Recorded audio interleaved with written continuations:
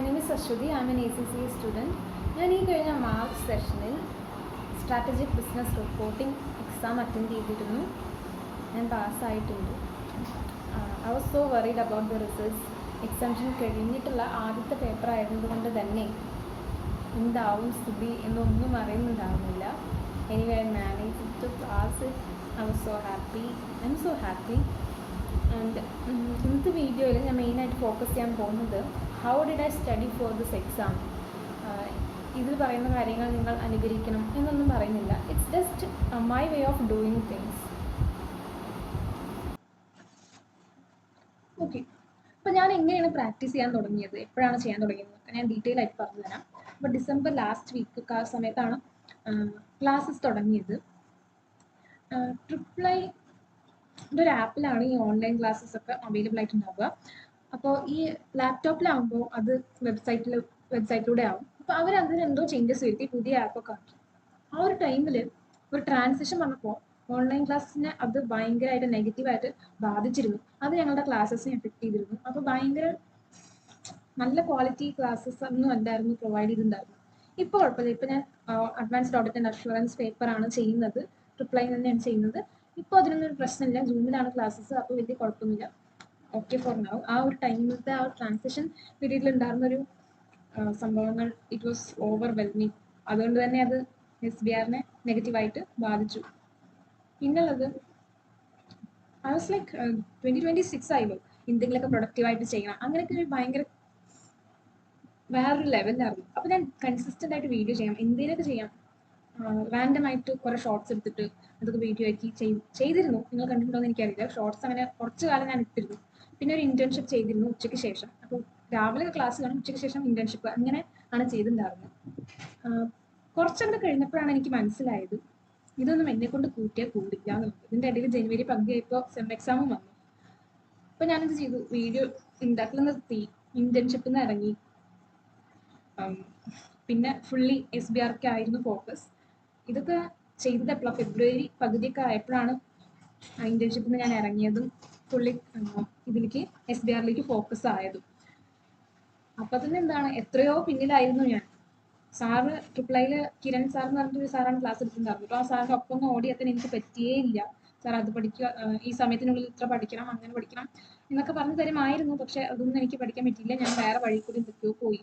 കൃത്യമായി ക്ലാസ് കാണാത്തത് കൊണ്ട് തന്നെ എൻ്റെതായ ഒരു രീതിയും സ്റ്റഡി പ്ലാനും ഒക്കെ ഉണ്ടാക്കേണ്ടി വന്നു. അതും ഭയങ്കര ഡിഫിക്കൽട്ട് ആയിട്ടുള്ള ഒരു ടാസ്ക് ആയിരുന്നു. ഏതോ ഒരു വഴിയിൽ വെച്ച് എന്താ ചെയ്യേണ്ടതെന്ന് പോലും എനിക്കറിയാത്ത അവസ്ഥ ഉണ്ടായിരുന്നു. But still I chose to move on. എന്തായാലും നമ്മുടെ എക്സാം ഫീസ് അടച്ചതാണ്, ഇനി എന്താ ചെയ്യേണ്ടത് പറഞ്ഞിട്ട് കാര്യമില്ല. You have to do something, right? So I didn't stop. എന്തെങ്കിലുമൊക്കെ ചെയ്യുന്നത്. ഞാൻ ChatGPT ഉണ്ട്, കുറേ മനുഷ്യന്മാരോട് ഞാൻ ചോദിച്ചു what to do, but it was too late. അല്ലെങ്കിൽ എന്താ പറയുക, ഫ്രീ ആയിട്ട് ഹെൽപ്പ് ചെയ്യാനൊന്നും ആർക്കും ഇപ്പം അത്ര ഇതില്ല. Everyone needs money right now. So അതൊന്നും നന്നായി നടന്നില്ല എന്ന് പറയാം. അങ്ങനെ കംപ്ലീറ്റ്ലി കോംപ്ലിക്കേറ്റഡ് ആയിട്ടുള്ളൊരു സ്റ്റേജിലൊക്കെ ആയിരുന്നു. പിന്നെ കൂടുതൽ കുട്ടികൾ ജൂണിലേക്കാണ് എഴുതാന്ന് പറഞ്ഞിട്ട് കുറേ പിൻവലിഞ്ഞിരുന്നു. അപ്പോൾ അതൊക്കെ കൂടി കണ്ടപ്പോൾ it was really overwhelming at that moment. എന്താ ചെയ്യേണ്ടതെന്ന് നമുക്ക് മനസ്സിലാവില്ല. നിങ്ങൾക്കിപ്പോൾ മനസ്സിലാവുന്നുണ്ടോ എന്ന് എനിക്കറിയില്ല. I don't know how I M explaining. എന്താ പറയുക. അപ്പോൾ ഞാൻ പ്രാക്ടീസ് ചെയ്യാൻ മെയിനായിട്ട് യൂസ് ചെയ്തത് കപ്ലാൻ കിറ്റാണ്. സ്റ്റഡി ഹബിൻ്റെ ക്വസ്റ്റ്യൻസ് ഞാൻ കുറേ വായിച്ചിട്ടൊക്കെ ഉണ്ട്. എസ്പെഷ്യലി IFRS 18 കുറേ ക്വസ്റ്റ്യൻസിൻ്റെ ആൻസേഴ്സ് ഒക്കെ നല്ല രീതിയിൽ സ്റ്റഡി ഹബിൻ്റെ ക്വസ്റ്റ്യൻസിലാണ് ഉള്ളത് ഇപ്പോൾ. സോ കുറച്ച് അതൊക്കെ നോക്കി നല്ലതായിരിക്കും. അപ്പം നമ്മൾ എക്സാമിന് പോകുമ്പോണ്ടല്ലോ ഒരു കംപ്ലീറ്റ്ലി ന്യൂ സിനാരിയോ ആയിരിക്കും. അപ്പോൾ ഞാൻ അവരെന്താ ചെയ്യാന്നറിയോ, ക്വസ്റ്റ്യൻ നോക്കും, എന്നിട്ട് ആൻസർ നോക്കും, എന്നിട്ട് അവർ എഴുതി നോക്കും.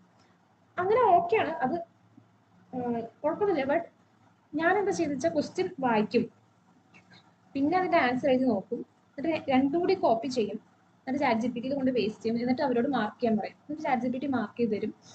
എന്നിട്ട് അതിൽ വെച്ചിട്ട് ഞാൻ നോക്കും എവിടേക്കാണ് പോയിന്റ്, എന്തൊക്കെ പോയിന്റാണ് മിസ്സായിരിക്കണം, ഞാൻ എഴുതുന്നത് ശരിയാണോ, എൻ്റെ ലാംഗ്വേജ് എങ്ങനെയുണ്ട്, അങ്ങനത്തെ കാര്യങ്ങളെ പറ്റിയിട്ടൊക്കെ ഞാൻ നോക്കും. എന്നിട്ട് കപ്ലാൻ കിറ്റ് ആൻസർ വായിക്കും. അങ്ങനെയാണ് ഞാൻ ചെയ്തിരുന്നത് കേട്ടോ. അപ്പോൾ നമുക്ക് പെട്ടെന്ന് ഓർമ്മ കിട്ടും, ഇവിടെയാണ് ഞാൻ തെറ്റിച്ചത്, അങ്ങനെയൊക്കെ നമുക്ക് ഓർമ്മ കിട്ടിയിട്ട് അങ്ങനെ നമ്മൾ എഴുതും. പിന്നെ നമ്മൾ കപ്ലാൻ കിറ്റത്തെ ക്വസ്റ്റ്യൻസ് അങ്ങനെ പ്രാക്ടീസ് ചെയ്യുമ്പോൾ പുതിയ ഒരു സിനാരിയോ ആണ് കാണുന്നത്, നമ്മളത് മുന്നേ കണ്ടിട്ടേ ഇല്ല. അപ്പോൾ നമ്മൾ എങ്ങനെയാണ് എഴുതേണ്ടത് എന്നൊക്കെ നമുക്ക് അറിയാൻ പറ്റും. അപ്പം അങ്ങനെ ചെയ്യുന്നത് കുറച്ചും കൂടി ബെറ്റർ ആയിട്ട് എനിക്ക് തോന്നി. സോ ഞാൻ അങ്ങനെ ചെയ്തു. പിന്നെ ചാറ്റ് ജി പി ടിയുടെ ഉത്തരങ്ങൾ നോക്കിയിട്ട് ഞാൻ അങ്ങനെ പഠിച്ചിട്ടില്ല. ബിക്കോസ് ചെറിയ ചെറിയ തെറ്റുകളൊക്കെ അതിലും വരുന്നുണ്ട്. അപ്പോൾ ഞാൻ മെയിൻ ആയിട്ട് കപ്ലാൻ കിറ്റത്തെ ആൻസേഴ്സ് തന്നെ നോക്കിയിരുന്നത്. അതിന്റെ ഹാർഡ് കോപ്പി എനിക്ക് കിട്ടിയിട്ടുണ്ടായിരുന്നു ഇൻസ്റ്റിറ്റ്യൂട്ടിൽ നിന്ന്. സോ അത് നോക്കി പഠിച്ചു. എന്താ വെച്ചാൽ നമ്മൾ ക്വസ്റ്റ്യൻ വായിക്കണം, ആൻസർ എഴുതണം. ഇത് കണ്ടിട്ട് ആൻസർ നോക്കാനും വീണ്ടും ലാപ്ടോപ്പ് നോക്കി പറഞ്ഞത് it was so bad for me. അതുകൊണ്ട് ഞാൻ ബുക്കിലത്തെയാണ്, ഐ മീൻ ഹാർഡ് കോപ്പിയാണ് ഞാൻ യൂസ് ചെയ്തിരുന്നത്. പിന്നെ കുറെ ക്വസ്റ്റ്യൻസ് ഞാൻ അതിൽ നോക്കി വായിച്ചു. ഐ മീൻ എല്ലാ ക്വസ്റ്റ്യനും നമുക്ക് പ്രാക്ടീസ് ചെയ്യാൻ പറ്റില്ല. അപ്പോൾ നമുക്ക് രാവിലെ നേരത്തെ നിന്നിട്ട് ലാപ്ടോപ്പ് തുറന്നിരിക്കുന്ന പകരം ബുക്ക് തുറന്ന് വായിക്കുന്നതൊക്കെ നല്ലതാണെന്ന് എനിക്ക് തോന്നിയിട്ട് ഞാൻ അങ്ങനെയൊക്കെ ചെയ്തു. പിന്നെ വായിച്ചത് ടെക്നിക്കൽ ആർട്ടിക്കിൾസ്, പിന്നെ സ്റ്റഡി ഹബാണ്.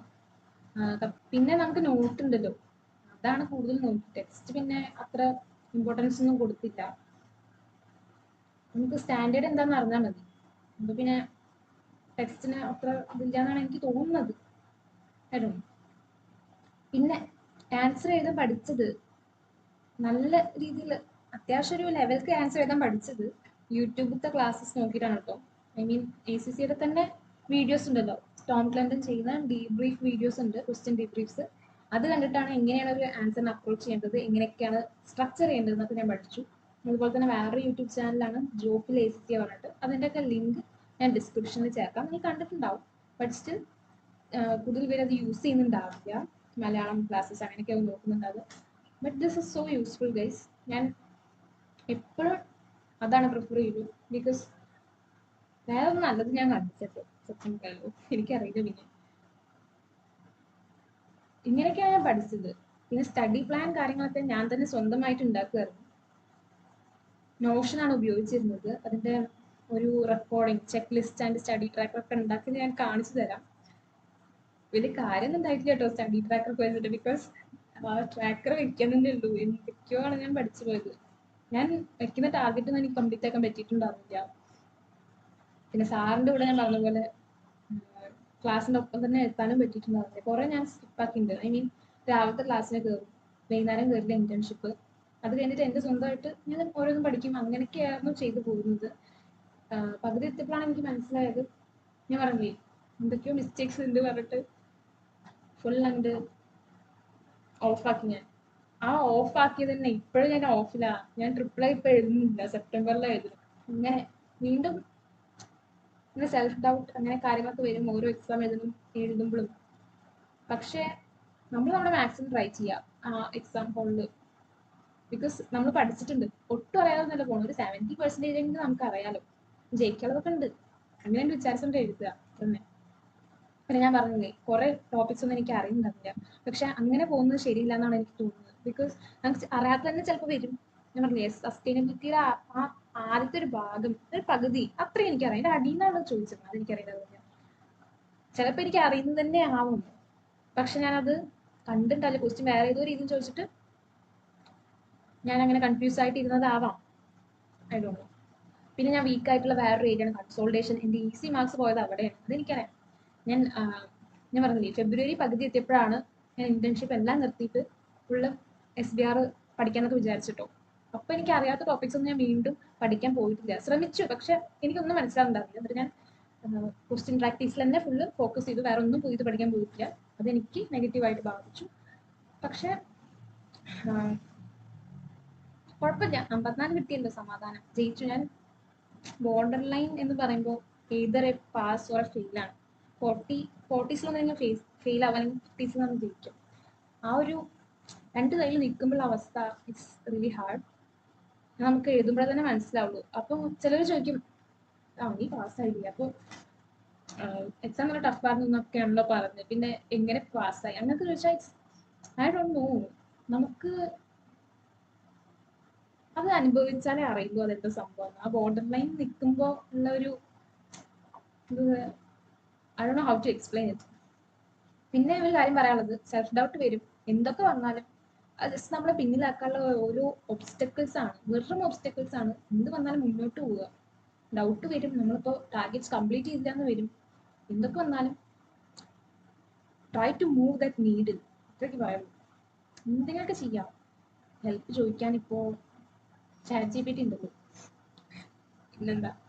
ഞാൻ ആൾക്കാരുണ്ടെന്ന് ഒരിക്കലും പറയില്ല, ചാറ്റ് GPT ഉണ്ട്. അങ്ങനെയൊക്കെ ആയിരുന്നു കാര്യങ്ങൾ.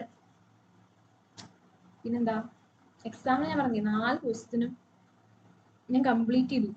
എന്താണെന്ന് എനിക്കറിയുന്നത് അത് ഞാൻ എഴുതി വെച്ചിട്ടുണ്ട്. അങ്ങനെയാണ് ഇപ്പൊ ഞാൻ പാസ്സായിട്ടുള്ളത്. അതെനിക്ക് പാസ്സാകാൻ ഒരു വകുപ്പില്ല. അപ്പോൾ പറഞ്ഞ പോലെ this is my style of doing things. അതായത് കൂടുതൽ പേരും ബുക്ക് നോക്കി വായിക്കുന്നതൊന്നും അത്ര പ്രോത്സാഹിപ്പിക്കില്ല. ബട്ട് എനിക്ക് അതായിരുന്നു കംഫർട്ടബിളായിട്ട് തോന്നിയത്. So I did that. ഓരോ വീഡിയോ എടുത്ത് കഴിഞ്ഞിട്ടാണ് എനിക്ക് മനസ്സിലായത് മുടി ഇരിക്കണതൊന്നും ശരിയല്ല, സൗണ്ട് ശരിയല്ല, റെക്കോർഡിങ് ഓണാക്കിയില്ല. അടിപൊളി. ഇനിയിപ്പോൾ നോയ്സ് ഉണ്ടാവട്ടോ ഈ ക്ലിപ്പിൽ, നല്ല കാര്യം. നിങ്ങൾക്കാണ് പ്രശ്നം. നിങ്ങളൊക്കെ ഒരു നല്ല വീഡിയോ ഇടാൻ പറ്റുമെന്ന് വിചാരിക്കുന്നു guys. Thanks for watching. I'm not that okay because ഞാൻ സംസാരിച്ച് ശരിയാവുന്നില്ല എന്നുള്ളൊരു സംഭവം എൻ്റെ മൈൻഡിൽ കയറി. So I'm stopping it here.